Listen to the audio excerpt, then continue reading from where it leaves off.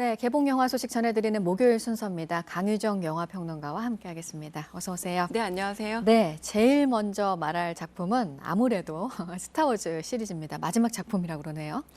사실은 마지막 작품이지만 네. 이 영화 설명하려면 굉장히 복잡합니다. 네. 원래 원작은 1977년에 나와서 지금 시리즈로 따지자면 4, 5, 6편인 게 가장 먼저 개봉했던 작품이라서 아마 이 시리즈 순서라는 게 이야기의 순서입니다. 그러니까 누가 먼저 태어나고 어떻게 일을 사실 우리가 제일 먼저 본 거는 4, 5, 6편에 해당하는 그 작품이 맞고요. 네. 그래서 굉장히 흥행을 거뒀고 그래서 4, 5, 6편만 만들어져서 끝나는 게 아쉬워서 사실은 90년대에 이제 프리퀄이라고 하죠. 이 일이 있기 전에 어떤 일이 있었는가를 만들었던 게 1, 2, 3편이 있었습니다. 네. 그래서 많은 분들이 헷갈리실 텐데 왜 이게 에피소드 1이야 라고 하지만 이야기 순서라고 생각하시면 좀 더 쉬우실 것 같고요. 네. 근데 이번에는 바로 그렇게 따지자면 7, 8, 9편에 해당하는 이런 걸 이제 시퀄이라고 부릅니다. 그러니까 원래 이야기 뒤에 붙는 이야기죠. 네. 뒤에 붙는 이 3부작이 끝난다라고 보시면 될 것 같고요. 이 3부작은 새롭게 등장한 바로 이제 그 악역이라고 할 수 있는 어둠의 세력과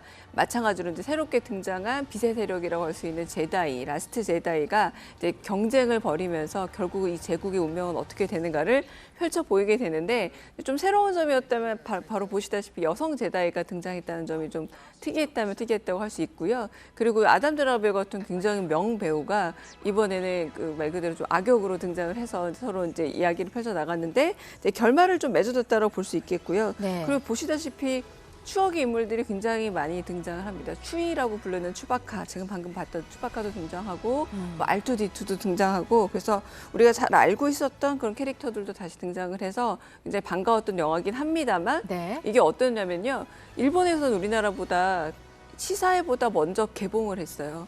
그러니까 아주 우리 마니아 팬들은 일본까지 가서 보고 오실 정도라고 할 수 그러셨겠네요. 있겠습니다. 근데 우리나라는 왜 이렇게 그러면 보통 어벤져스 같은 영화들은 동시 개봉을 하잖아요. 근데 24일 날 이미 개봉을 했는데 왜 우리 이렇게 늦게 개봉했을까? 네. 그만큼 한국에선 그다지 흥행이 아하. 잘 안 되는 또 작품이 스타워즈이기도 합니다. 근데 그동안 우리나라에서는 좀 성적이 안 좋았었던. 약간 숫자를 말씀드리면 놀랐을 때요. 네. 어벤져스가 1000만이 넘었잖아요. 근데 이 작품은 지난 시즌 같은 경우에는 95만 명밖에, 그러니까 100만 명을 안 됐네요. 못 채웠으니까요. 한국에서는 참 잘 안 되는 시리즈라도 이 평가가 틀린 말은 아닙니다. 네.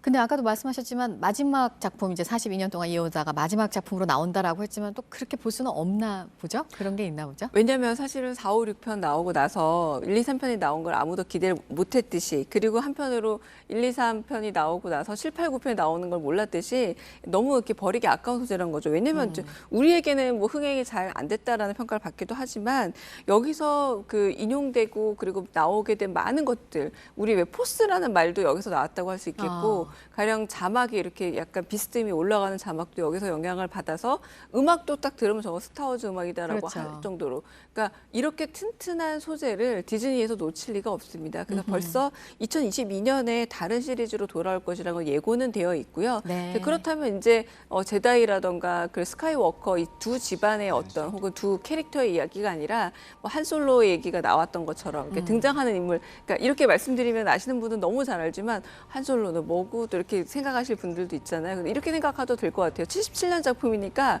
이걸 보고 성장한 세대가 42살이 됐어요. 그러니까 네. 자식 세대와 함께 보는 영화이기 때문에 또 다른 이야기로 이제 스핀오프라고 부르죠. 또 다른 이야기로 아마 돌아올 확률이 높다라고 보시면 될 듯합니다. 네, 뭐 스타워즈는 영원하겠네요. 아마도 그렇지 않을까 네. 싶습니다. 그리고 말하는 동물들이 나오는 또 영화가 한 편 있어요.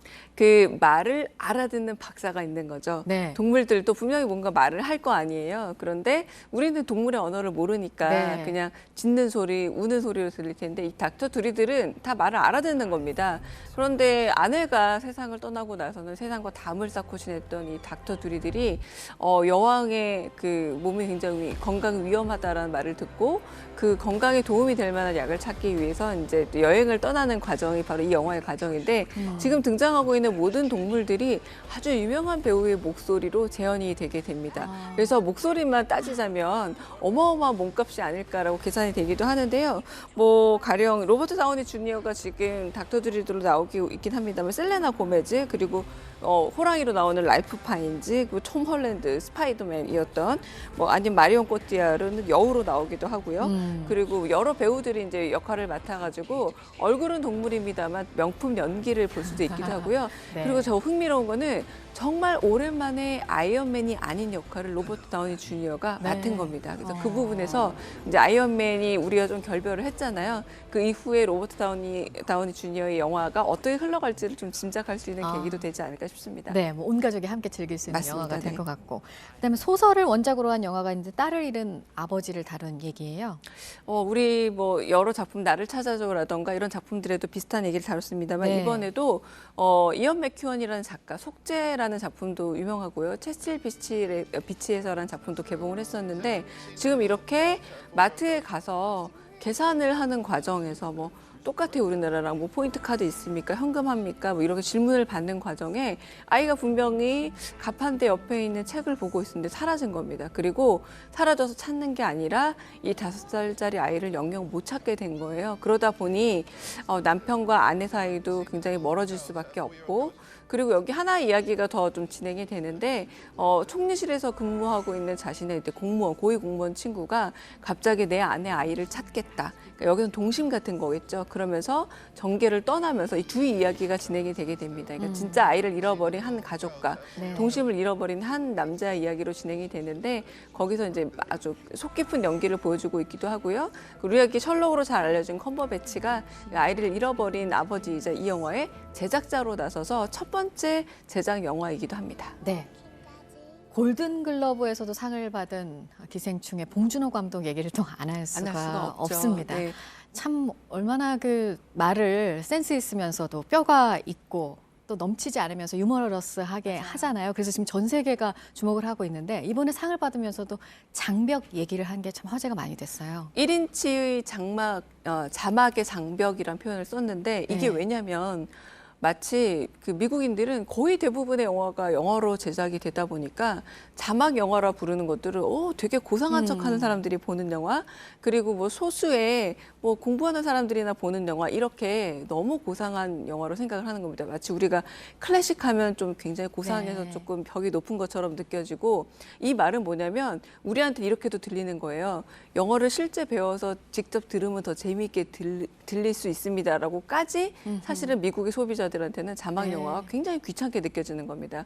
그런데 자막을 넘어서면 세계 영화가 펼쳐지는 거거든요. 사실은 네. 그 얘기를 아무도 못하고 있었는데 바로 봉준호 감독이 수상 소감으로 얘기했다는 건 역시 정말 센스 있게 해야 될 말을 하는 감독이다라는 생각이 들었고요.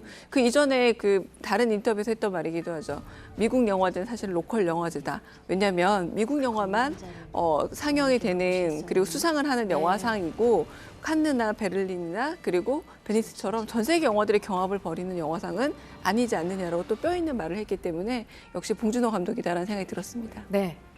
그 로컬 영화제가 아니었느냐 이런 말도 아카데미상에 대해서 했는데 그걸 뚫을 수 있을지도 맞아요. 지켜봐야 될 것 같습니다. 네. 강유정 영화평론가였습니다. 잘 들었습니다. 네, 감사합니다.